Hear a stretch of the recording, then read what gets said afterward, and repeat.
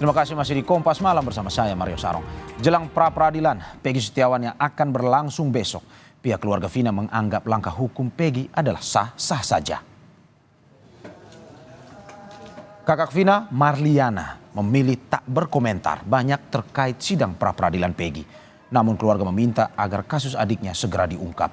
Sementara terkait identitas DPO kasus Vina, pihak keluarga mengaku baru tahu saat sidang karena selama ini polisi tidak pernah menunjukkan foto DPO. Marliana kembali menegaskan bahwa keluarga berharap kepada kepolisian untuk segera mengungkap kasus pembunuhan Vina karena dianggap sudah berlarut-larut.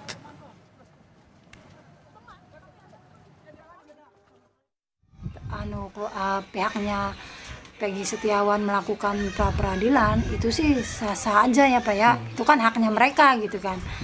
Saya pribadi itu nggak, maksudnya dijelaskan DPO-nya orang sini atau mukanya seperti itu, ini nggak pernah. Jadi keluarga tuh hanya tahu nama-namanya saja, dan itu pun tahu hanya saat di pengadilan. Di pengadilan kan, di akhir pengadilan itu kan disebutkan tuh 3 DPO ya, Andi, terus Dani, terus Peggy gitu kan.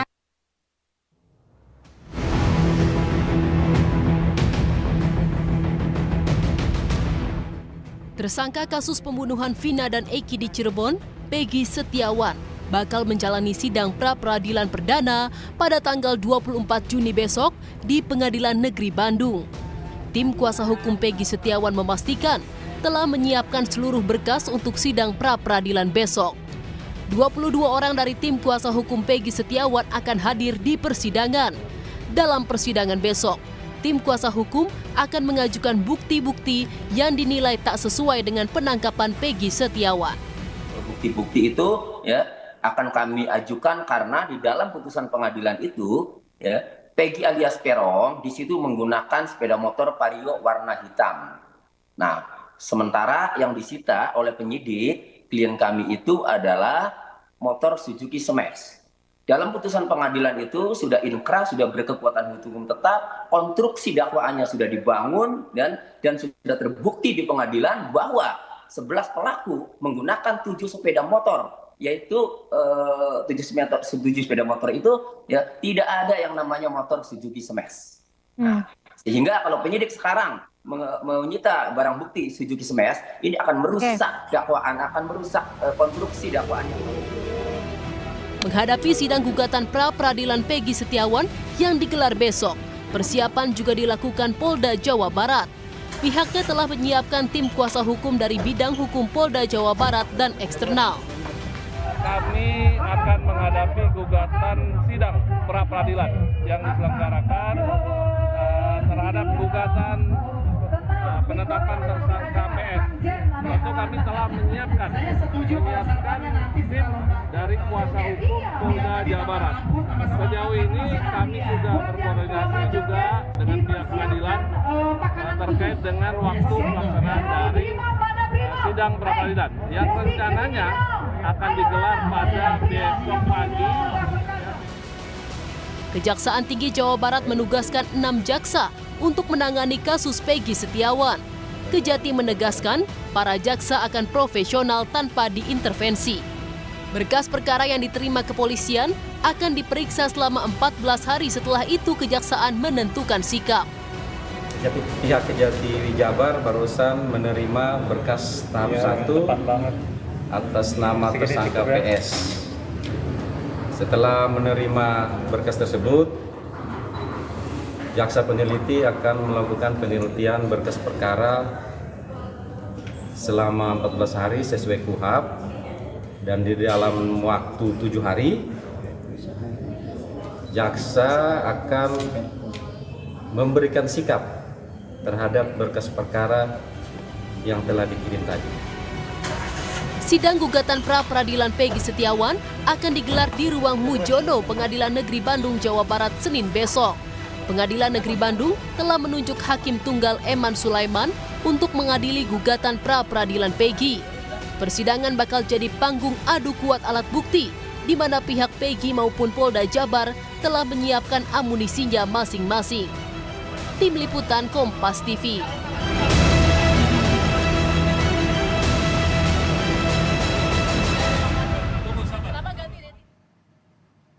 Upaya hukum ditempuh tersangka pembunuhan Vina Peggy Setiawan melalui pra-peradilan yang bakal digelar esok hari. Lantas, apakah pra-peradilan akan menggugurkan status tersangka Peggy? Kita ulas bersama pakar hukum Universitas Jenderal Sudirman, Prof. Hipnu Nugroho. Selamat malam, Prof. Terima kasih sudah bergabung bersama kita di Kompas. Iya, selamat malam, Mas. Prof, nasib Peggy Setiawan bergantung besok sidang pra-peradilan, tersangka atau tidak, sesuai dengan keputusan sidang. Tetapi pertanyaannya, apakah bisa sebenarnya pra-peradilan ini menggugurkan status tersangka Peggy? Ya, di dalam pra-peradilan itu adalah sebagai kontrol dalam sistem peradilan pidana, Mas. Sehingga kontrol terhadap pra-peradilan itu adalah terhadap satu sah tidaknya penangkapan, sah tidaknya penahanan, sah tidaknya penentuan tersangka. Terhadap Peggy ini adalah sah tidaknya penentuan tersangka. Nah, dalam penentuan tersangka ini ada dua syarat yang diperlukan adalah kecukupan bukti. Kecukupan bukti juga disyaratkan adalah bagaimana cara memperoleh bukti. Bukti yang ditimpakan pada Peggy yang sekarang adalah bukti yang menduga. Belum bukti yang menentukan. Bukti yang menduga bahwa Peggy adalah sebagai pelaku dugaannya. Karena itulah yang dilakukan. Satu. Kedua, menguji tentang suatu proses profesionalisme. Kalau kita lihat di dalam hukum acara pidana, apa itu penyidikan? Adalah serangkaian tindakan penyidik untuk mengumpulkan barang bukti guna menentukan tersangka. Lah, menentukan tersangka itu suatu proses yang terakhir. Jadi bukti A, B, C, disitanya A, B, C, baru menentukan tersangka. Pertanyaannya yang sering terjadi, si Peggy sudah diperiksa sebagai saksi atau belum? Kalau belum, lah ini potensi menjadi gugur pra-peradilannya. Kan itu. Jadi banyak hal ini sebagai bentuk evaluasi profesionalisme seorang penegak hukum. Karena ini suatu yang baru, Mas. Berarti menurut Anda Peggy punya kesempatan yang besar untuk bisa digugurkan status tersangka? Ya, dalam suatu pra-peradilan ada dua kemungkinan, bisa gugur dan tidak gugur. Kan itu loh. Potensi, makanya kalau orang melakukan suatu pra-peradilan itu, penegak hukum, khususnya penasihat hukum sudah menilai, oh, menurut Anda kurang profesional. Ya. Gitu. Menurut Anda, Prof, apa argumen yang kuat yang mungkin bisa dipakai oleh kuasa hukum untuk bisa nantinya dalam sidang pra-peradilan? Satu, argumen yang pertama bahwa kita harus melihat Peggy ini kapasitasnya seperti apa. Jadi surat perintah penyidikan terhadap Peggy pada penangkapan, ya itu seperti apa? Apakah sebagai pelaku? Apakah sebagai turut serta? Ini kan penyertaan. Apakah sebagai DPO? DPO kapasitasnya seperti apa? Lah itu mengenai subjek yang dilakukan. Lah subjek itu harus jelas. Jadi jangan sampai sprindik yang dilakukan oleh Polda itu tidak jelas. Hanya sebagai pelaku. Pelaku apa? Kapasitas seperti apa? Ini yang saya kira penasihat hukum harus kuat melihat seperti itu untuk mematahkan dari apa yang dilakukan oleh Polda Jawa Barat. Yang kedua, bukti. Bagaimana cara melihat bukti? Jadi penasihat hukum jangan melihat bukti-bukti bernilai tidak bernilai. Belum. Kita itu di dalam pra-peradilan itu masih pada eksaminasi osjas. Jadi menguji sah tidaknya sebagai bentuk perlindungan hak asasi manusia. Karena pra-peradilan itu ruhnya adalah jangan sampai seorang penegak hukum itu semua gue. Penegak hukum itu sembarangan. Meletakkan seseorang sebagai subjek sama. Sebagai bentuk perlengkapan asas akusatur. Sehingga jangan sampai diperlakukan semenang-menang. Gitu loh, Mas. Buktinya asal gitu. Ya, Prof, kalau Anda melihat dari bukti yang kita mungkin sudah mendengar sendiri baca di media bahwa ada bukti chat, bukti obrolan Peggy yang mengatakan bahwa Peggy pada tahun 2016 saat itu tidak berada di lokasi kejadian tetapi berada di tempat lain. Menurut Anda apakah salah satu bukti seperti ini bisa menguatkan argumen dari kuasa hukum Peggy Setiawan? Bisa, tapi itu sudah masuk nilai. Masuk nilai. Nilai itu berarti nanti bukti chat itu disampaikan di dalam pembuktian di persidangan. Bukan pembuktian di pra-peradilan. Itu yang bedakan. Pembuktian di pra-peradilan itu hanya menilai cara memperoleh bukti. Belum pada nilai bukti yang menentukan sebagai seseorang sebagai tersangka atau tidak. Makanya bukan lagi investigasi, tapi eksaminasi. Itu yang harus dipahami. Oleh karena itu di sini memang saya kira Polda sebagai reputasi yang sangat dipertaruhkan. Karena apa? 28 tahun yang lalu kan Kapolri nyatakan itu ada kekeliruan, kan itu kurang profesional. Lah sekarang jangan sampai kurang profesional lagi, Mas. Gitu loh. Ini yang saya lakukan. Dengan demikian sama-sama Polda saya kira harus kuat dengan 70 bukti itu bagaimana memperolehnya, bagaimana suatu kekuatannya, bagaimana caranya. Demikian juga penasihat hukum menilai apakah yang dilakukan itu sudah melindungi hak asasi manusia, apakah ada korelasinya. Bisa nanti korelasi itu. Jadi memang mau tidak mau hakim itu juga nyerempet-nyerempet sedikit menilai, walaupun memang dalam peraturan Mahkamah tidak gitu Mas. Ya. Tadi Anda mengatakan bahwa Kapolri sempat menyinggung soal pemeriksaan Vina di awal. Ini terkait dengan scientific crime investigation yang kalau kata polisi sendiri 10 hari baru dilakukan setelah pemakaman Vina. Menurut Anda, apakah ini juga bisa jadi salah satu bukti yang memperkuat dari Peggy Setiawan? Ya, scientific crime investigation itu kalau dalam ilmu hukum disebut ilmu bantu. Ilmu bantu yang disebut ilmu forensik. Ilmu forensik adalah ilmu pengetahuan untuk kepentingan peradilan. Dalam hal eksaminasi itu adalah berarti kedokteran forensik. Seorang manusia yang sudah diperiksa itu masih kedudukan sama, masih kedudukan bernilai, walaupun tidak sesuai pada waktu TKP yang terjadi, tapi akan bernilai. Jadi nilai itu sama, karena manusia itu akan hilang. Yang terakhir itu kalau kita lihat dalam buku kedokteran forensik gigi. Gigi itu sampai mati pun akan tidak hilang, Mas. Berarti menurut Anda ini bisa dibawa untuk disidangkan dalam pra-peradilan, bukti seperti ini? Oh iya, bisa. Bisa. Kan ini kan waktu itu kematian seperti apa? Kan gitu loh. Kematiannya seperti apa? Jadi bukti yang dilakukan, makanya ini kan bukti yang tidak langsung. Kan kalau bukti langsung masa mayat dibawa ke persidangan kan enggak kan? Berarti kan visumnya. Visumnya yang tadi 10 hari itu bisa, 20 hari pun bisa.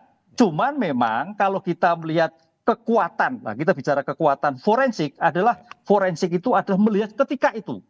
Ketika itu 8 tahun yang lalu dilihat, itu baru kekuatan penuh. Tapi kalau sudah 8 hari, 3 hari, 4 hari, 10 hari ya sudah tidak sesuai seperti ketika itu perbuatan terjadi. Ya. Prof, ini banyak yang bertanya-tanya Prof.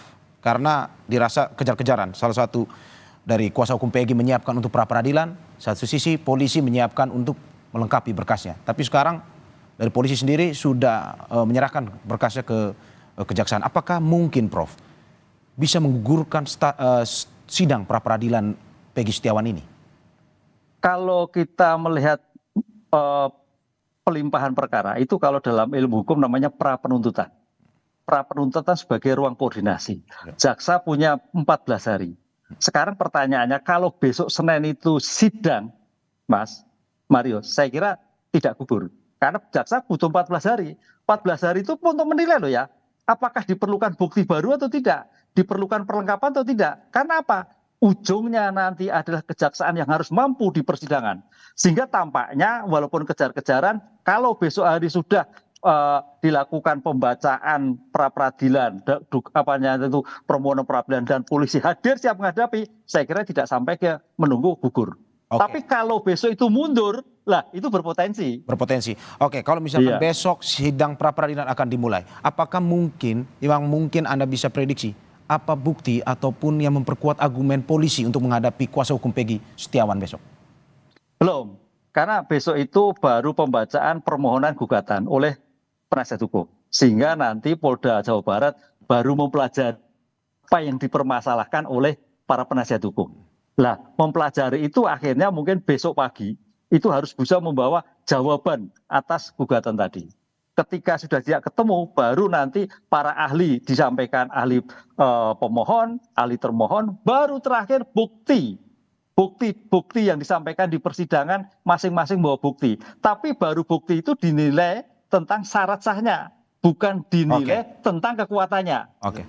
Oke. Prof, kita tunggu terus ini penentuan nasib Peggy Setiawan, tersangka atau tidak. Besok sidang pra-peradilan akan dimulai. Terima kasih Prof untuk dialog malam ini. Semoga sehat selalu.